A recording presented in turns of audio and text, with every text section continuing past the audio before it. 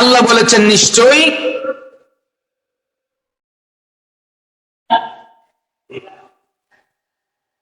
আল্লাহ এবং ফেরেশতারা ইসাল্লুনা আলান নবী, নবীর উপর দুরূদ পাঠ করেন, রহমত বর্ষণ করেন। কাদেরকে নিয়া? ওয়া মালাইকাতাহু, ফেরেশতাদেরকে নিয়া আল্লাহ তার হাবিবের উপর দুরূদ পাঠ করেন, রহমত বর্ষণ করেন। এবং আল্লাহ বলেন ইয়া আইয়ুহাল্লাযীনা আমানু, হে ঈমানদারগণ,